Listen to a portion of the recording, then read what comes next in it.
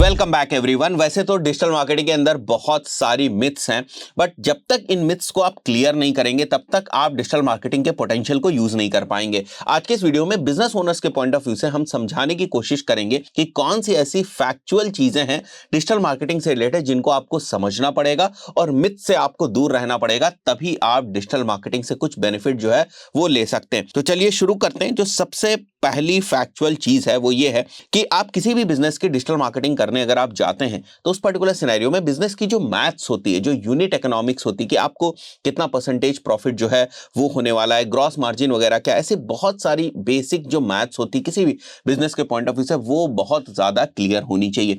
Digital marketing आपकी maths को fix नहीं करेगी, आपकी मैथ्स पहले क्लियर होनी चाहिए, उसके बाद आपको मार्केटिंग करना स्टार्ट करना है। कोई भी मार्केटिंग हो, चाहे वो डिजिटल मार्केटिंग ही क्यों ना हो। तो फर्स्ट थिंग आपको क्या ध्यान रखना है, you should know the fundamental maths of your business. मैं देखता हूं बहुत सारे लोगों को कोई भी क्लैरिटी नहीं होती है और वो फ्रस्ट्रेट होते रहते हैं कि डिजिटल मार्केटिंग जो रिजल्ट उनको चाहिए वो लाकर नहीं दे रहा है। कई बार ऐसा होता है कि प्रॉब्लम डिजिटल मार्केटिंग में नहीं होती है, प्रॉब्लम होती है आपकी अपने बिजनेस की मैथ्स में। मैं एक छोटा सा एग्जांपल बताता हूं आपको कि मान के चलते हैं कि आप कोई प्रोडक्ट जो है वो आप अपनी वेबसाइट से सेल कर रहे हैं और उस प्रोडक्ट में जो ग्रॉस मार्जिन है वो 20% है। तो 20% अगर आपने ग्रॉस मार्जिन रखी है तो आप कितनी भी अच्छी डिजिटल मार्केटिंग कर लें, कितनी भी अच्छी परफॉर्मेंस मार्केटिंग कर लें, किसी भी टाइप के आप एड्स रन कर लें, आप वेबसाइट से प्रोडक्ट्स को बेचकर प्रॉफिटेबल नहीं हो सकते। तो प्रॉब्लम क्या है, आपको लगेगा मेरे को 15 का रोएस चाहिए, मेरे को 20 का रोएस चाहिए, तब जाकर मेरी प्रॉफिटेबिलिटी आएगी, जो कि बेसिकली अचीवेबल ही नहीं है। तो उस पर्टिकुलर सिनेरियो में जो प्रॉब्लम है वो है ग्रॉस मार्जिन के अराउंड। तो ये जो फंडामेंटल चीजें होती हैं, जो मैथ्स होती है बिजनेस की, इसको क्लियर करना बहुत जरूरी होता है। शुरुआत में आपको सारी चीजें पता होनी चाहिए कि मेरे को प्रोडक्ट जो है वो कितने का पड़ा है, उसमें एक्सपेंसेस जो है वो कितने के हैं, मेरे पास जो एडवर्टाइजिंग की कॉस्ट है वो कितनी होनी चाहिए, कितना परसेंटेज हमें जो प्रॉफिट है वो मिलने वाला है। तो थोड़ी सी जो यूनिट इकोनॉमिक्स है उसको आपको क्लियर करना पड़ेगा।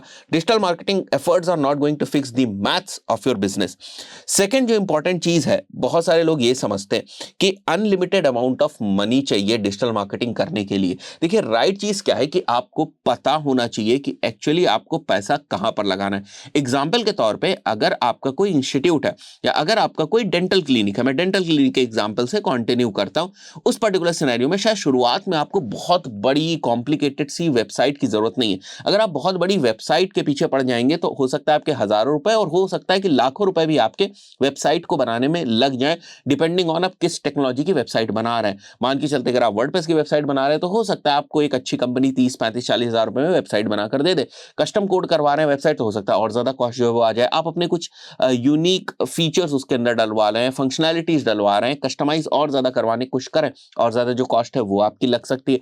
तो कई बार बहुत सारे बिजनेस ओनर्स को हमने देखा है वो इन सारी चीजों में फंस जाते हैं, उलझ के रह जाते हैं और एक्चुअली जो काम लीड जनरेशन का उनका एक लैंडिंग पेज को बनाकर स्टार्ट हो सकता था और जो बचा हुआ पैसा था वो परफॉर्मेंस मार्केटिंग के ऊपर वो डाल सकते थे, वो सारे का सारा पैसा उठाकर वो वेबसाइट के ऊपर डाल देते हैं। केवल वेबसाइट बना देने से आपको बिजनेस नहीं आता, आपको मार्केटिंग करने की जरूरत होती है, आपको डिजिटल मार्केटिंग करने की जरूरत होती है, आपको पेड ट्रैफिक या ट्रैफिक किसी भी तरीके से आपको अपनी वेबसाइट के ऊपर लाना पड़ता है, वो कन्वर्ट होगा। केवल आप वेबसाइट बनाकर रख देंगे तो कुछ भी होने वाला नहीं है। तो कहने का मतलब यह है कि ऐसा नहीं कि आपको बहुत ही ज्यादा अमाउंट ऑफ मनी चाहिए, जितना भी पैसा है आपके पास, क्या उस अमाउंट में आप बेस्ट कर सकते हैं डिजिटल मार्केटिंग के पॉइंट ऑफ व्यू से, क्या बेस्ट ऑप्शन है, option number 1, option number 2, option number 3, किस ऑप्शंस के साथ हमें जाने की जरूरत है हमारी लिमिटेड रिसोर्सेज के साथ। तो ये फिगर आउट करना आपका काम है और जहां पर अननेसेसरली बहुत ज्यादा पैसा जो वेस्ट होता है उसको नहीं करना है। बहुत सारे लोग समझते हैं कि नहीं मैं सारी चीजें एक साथ स्टार्ट जो है वो कर दूंगा। देखिए अगर आपका बजट अलाउ कर रहा है देन इट्स फाइन। अगर आप बजट से टाइट हैं तो टाइट बजट वाली जो स्ट्रैटेजीज हैं उनको फॉलो करने की जरूरत है। This is the fact.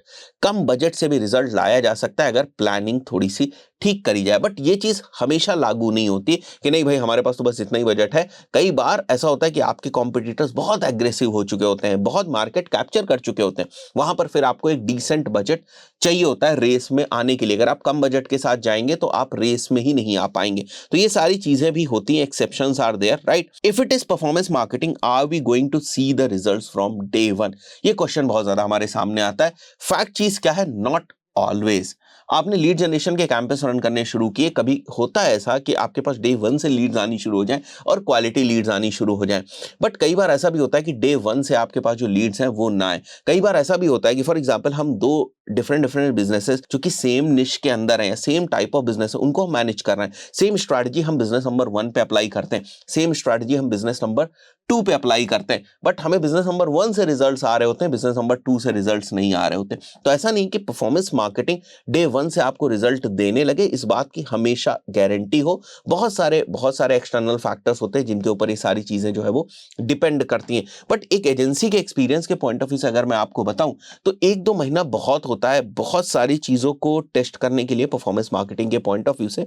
वैसे तो testing is a continuous process. मैं ये क्यों कह रहा हूं, बिकॉज फॉर एग्जाम्पल आपने बहुत सारे क्रिएटिव्स को टेस्ट किया, बहुत सारी ऑडियंसेस को एग्जाम्पल के तौर पे आपने टेस्ट किया, और उनमें से आपको कुछ ऑडियंसेस विनिंग मिलती है, कुछ क्रिएटिव्स आपको विनिंग मिलते हैं। उन क्रिएटिव्स के बेसिस पर आप जो है थोड़ा सा अपना एड स्पेंड वगैरह बढ़ाते हैं, बट पैरेलली आपको न्यू टेस्ट करने रहने होते हैं। बिकॉज अगर कभी ऐसा हुआ कि जो ऑडियंस आपकी परफॉर्मिंग है वो परफॉर्म नहीं कर रही है, वो परफॉर्म नहीं कर पा रही, उससे रिजल्ट्स नहीं आ रहे, या वो ऑडियंस डेड हो गई, या वो क्रिएटिव्स जो है वो परफॉर्म नहीं कर पा रहे हैं, तो अगर आपके पास पैरेलल टेस्ट किए हुए और विनर्स नहीं होंगे तो फिर आप अकाउंट को सरवाइव नहीं करवा पाएंगे। और मान के चलते हैं जो पहले परफॉर्म करने वाले आपके एसेट्स थे, क्रिएटिव्स थे, ऑडियंसेस थे, डेड होने के बाद आपका अकाउंट जो है वो जीरो पे आ जाएगा। जहां से आपने शुरुआत करी तो वहीं से आ जाएगा।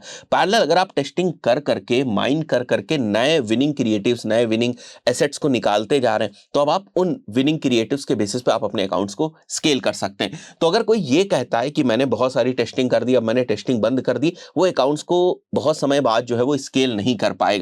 बट शुरुआती जब कोई डेटा नहीं होती तो बहुत ज्यादा आप निर्भर होते हो टेस्टिंग के ऊपर। बट जैसे जैसे आपके जो विनर वेरिएंट्स है वो निकलते आते हैं, वैसे वैसे आप थोड़े से कॉन्क्रीट बेस के ऊपर होते जाते हो, और वहां से फिर आप स्केलिंग की स्ट्रैटेजीज बहुत आसानी से बना सकते हैं। तो पहला पॉइंट क्या समझ में आया कि testing is a continuous process to some extent, उसको आप इग्नोर नहीं कर सकते। शुरुआत में यही प्रोसेस काफी जो है वो एग्रेसिवली की जाती है, बट इनिशियली चीजों को क्रैक करने में एजेंसी के पॉइंट ऑफ व्यू से, जैसे मैंने शुरुआत करी थी, अगर बात करी जाए तो 2 महीने लग जाते हैं। वहां से आप कुछ फिगर आउट करने लगते हैं, आपको लैंडिंग पेजेस टेस्ट करने या आपको क्रिएटिव टेस्ट करने, सारी चीजें ना 2 महीने के अंदर हो जाती हैं। फोर्थ मैं पॉइंट की बात करूं तो performance marketing can reduce your CPA if you already have online presence. अब इसका सबसे अच्छा एग्जांपल मैं हूं, राइट। फॉर एग्जांपल अगर हम अपने कोर्सेज के एड चलाते हैं तो सीपीए आपको बहुत ही कम देखने को मिलती। क्यों? Because people already know my face, और जब हम अपने कोर्स को लेकर उनके बीच में जाते हैं, एड चलाते हैं, तो वो रिलेट कर पाते हैं और उनको जो डिसीजन मेकिंग करनी है वो बड़ी आसानी से कर पाते हैं। वो मेरे को बहुत ज्यादा जज नहीं करते कि भाई ठीक है हु इज उमर तस्कीर, ये तो उनको ऑलरेडी पता है कि भाई हाँ ये डिजिटल मार्केटिंग की फील्ड में 10 साल से अब इनका ये नया कोर्स आया, तो देयर आर हाई चांसेस कि वो हमारे कोर्स को ले ले। सो उस पर्टिकुलर सिनेरियो में क्या होगा कि मेरी जो सीपीए है वो घटेगी। तो अगर आपका अच्छा पॉजिटिव ऑनलाइन प्रेजेंस है तो आपकी परफॉर्मेंस मार्केटिंग से जो कॉस्ट ऑफ एक्विजिशन आ रही है वो काफी कम हो सकती है। फाइन। एक और मिथ को मैं बस्ट करना चाहूंगा। बहुत सारे फाउंडर्स ये समझते हैं कि उनका डिजिटल मार्केटिंग जानना बहुत ज्यादा जरूरी है, अदरवाइज एजेंसी उनके साथ गड़बड़ करती है। कि देखिए बहुत ज्यादा तो डीप में आपको जानने की जरूरत नहीं है, बहुत टेक्निकल एस्पेक्ट को समझने की जरूरत नहीं। मोटे मोटे तौर पे आपको पता हो कि अगर कोई सामने वाला पर्सन आपको कुछ बता रहा है, कुछ समझा रहा है, तो आप समझ पाए। क्योंकि डिजिटल मार्केटिंग इतनी एग्रेसिव और इतनी अपडेट रहने वाली फील्ड है ना, आप हमेशा उससे अपडेटेड नहीं रह सकते। अब जैसे नए कैंपस है परफॉर्मेंस मैक्स, तो या तो आप बैठ के पढ़ो कि अब परफॉर्मेंस मैक्स क्या है, वो किस तरीके से काम करता है। तो अगर आप उन सारी चीजों में अपनी बहुत ज्यादा एनर्जी लगाएंगे तो फिर आप प्रोडक्ट के ऊपर या भी जो आपकी सर्विस है उसके ऊपर ध्यान नहीं दे पाएंगे, बिजनेस के ऊपर ध्यान नहीं दे पाएंगे। तो एज अ फाउंडर आपका रोल अलग होता है, एजेंसी का जो रोल है वो अलग होता है। तो ये चीज क्लियर होनी चाहिए। जरूरी नहीं कि आपको ये सारी चीजें पता होंगी तभी एजेंसी जो है वो आपके अकाउंट्स के ऊपर बेहतर काम कर पाएगी। देखिए बहुत सारे सिनेरियो ऐसा होता है कि बहुत सारी एजेंसीज जो किसी भी क्लाइंट को सीरियसली नहीं ले रही, वो तो गड़बड़ कर ही सकती हैं। बट मैं यहाँ पर थोड़ा सा ये केस मान के चल रहा हूँ कि आप किसी अच्छी एजेंसी के पास जाते हैं तो उस पर्टिकुलर सिनेरियो में वो आपका बर्डन एक्चुअली बहुत ज्यादा कम कर देती है, इसीलिए वो आपसे जो चार्ज है वो कर रही है। Fine. So as a founder आपका मेन फोकस प्रोडक्ट और सर्विस के ऊपर होना चाहिए। This is the fact. एक और मिथ यहाँ पर मैं बस्ट करना चाहूंगा। बहुत सारे लोग समझते हैं कि डिजिटल मार्केटिंग का मतलब ये हो गया कि अगर मैं ऑर्गेनिकली कंटेंट डाल रहा हूं तो मेरी डिजिटल मार्केटिंग हो रही है। नहीं, देखिए जब आप ऑर्गेनिक कंटेंट डालते हैं ना तो बहुत हद तक आप एल्गोरिथम्स के ऊपर डिपेंडेंट हो जाते हैं। मेरे यूट्यूब का ही आप केस ले लें, मैं कंट्रोल नहीं कर सकता कि किसी एक स्पेसिफिक वीडियो के ऊपर मेरे 5,000 व्यू आ रहे हैं या 10,000 व्यू आ रहे हैं। मैं चाहता हूं कि अगर मेरे इस स्पेसिफिक वीडियो के ऊपर 10,000 व्यूज आए, that I can not control, right. But ads के पॉइंट ऑफ व्यू से I can control the things, I can plan the things, I can put the budget in and फिर उसके according मैं उसको promote कर सकता हूं। तो डिजिटल मार्केटिंग के पॉइंट ऑफ व्यू से आपको समझना पड़ेगा कि ऑर्गेनिक जो आप पोस्ट डाल रहे हैं, कंटेंट डाल रहे हैं, उसकी अपनी एक अलग वैल्यू है और जो आप एड्स रन कर रहे हैं उसकी अपनी एक अलग वैल्यू है। एड्स ऑर्गेनिक कंटेंट को रिप्लेस नहीं कर सकते, ऑर्गेनिक कंटेंट एड्स को नहीं रिप्लेस कर सकता। कहने का सीधा सा मतलब यह है कि इन दोनों का जो इंपैक्ट है वो डिफरेंट टाइप से है। These both things are not interchangeable. अगर आपको ये लगता है नहीं नहीं मैं केवल YouTube के ऊपर ही काम करूंगा, अगर मेरे को अपनी क्लासेस चलानी है तो मैं YouTube के थ्रू ही चलाऊंगा, मैं कभी एड्स के ऊपर नहीं जाऊंगा, विच मीन्स दैट कि आप एड्स का जो पोटेंशियल है उसको मिस कर रहे हैं। अगर आपको लगता है कि नहीं नहीं मैं बस एड से ही जाऊंगा, मैं कंटेंट मार्केटिंग नहीं करूंगा, तो आप कंटेंट मार्केटिंग का पोटेंशियल जो है वो मिस कर रहे हैं। So they both have their own pros and cons और उसके अकॉर्डिंग ही स्ट्रैटेजीज बनानी चाहिए। सेवेंथ जो इंपॉर्टेंट पॉइंट है दैट इज बेसिकली बहुत सारे लोगों को ब्रांडिंग और मार्केटिंग में डिफरेंस ही नहीं समझ में आता है। देखिए, marketing is basically action driven, वो एक्टिविटी जो आप इसलिए कर रहे हो सो दैट आपके पास बिजनेस आए, आपके पास लीड्स आए या आपके पास सेल्स आए, ये होती है सिंपल तरीके से marketing. Branding is basically built over the period of time. Who you are, वो जो मैसेज है ना वो ब्रांडिंग कन्वे करती है। आपके लोगोस किस तरीके के हैं, आपके वेबसाइट्स किस तरीके के हैं, ये सारी चीजें धीरे धीरे ना आपकी जो ब्रांड पोजीशनिंग है वो करते हैं, आपकी ब्रांडिंग करते हैं। सो ये आपको कंफ्यूजन नहीं होना चाहिए कि ब्रांडिंग क्या होती है और मार्केटिंग क्या होती है। अगर आपको एक डिटेल्ड वीडियो चाहिए ब्रांडिंग एंड मार्केटिंग के ऊपर तो कमेंट करिएगा। So I will bring a very detailed video explaining you the difference between branding and marketing. और ये मैं इसलिए आपको बता रहा हूं बिकॉज ब्रांडिंग की केपीआईज अलग होती हैं। सो फॉर एग्जांपल, अगर आप ब्रांडिंग कर रहे हैं और आप कह रहे हैं कि मेरे को लीड्स क्यों नहीं आ रही हैं, तो इसका मतलब आप रॉन्ग केपीआई को टारगेट कर रहे हैं। ब्रांडिंग की केपीआई लीड नहीं होती। उसी तरीके से अगर आप मार्केटिंग कर रहे हैं और आप कह रहे हैं मेरी ब्रांडिंग क्यों नहीं हो रही है, सो मार्केटिंग की जो केपीआईज हैं वो अलग हैं। तो आई बिलीव अब आपको समझ में आ रहा होगा कि एक तीर से दो निशाने लगाने थोड़े से मुश्किल है। जो भी चीज आपके लिए स्पेसिफिक है, प्रायोरिटी है जिस चीज की, उसको आपको करने की कोशिश करनी चाहिए। 8th पॉइंट जो हमारा वो भी एक फैक्ट से रिलेटेड है। There is no specific formula for the success of any campaign.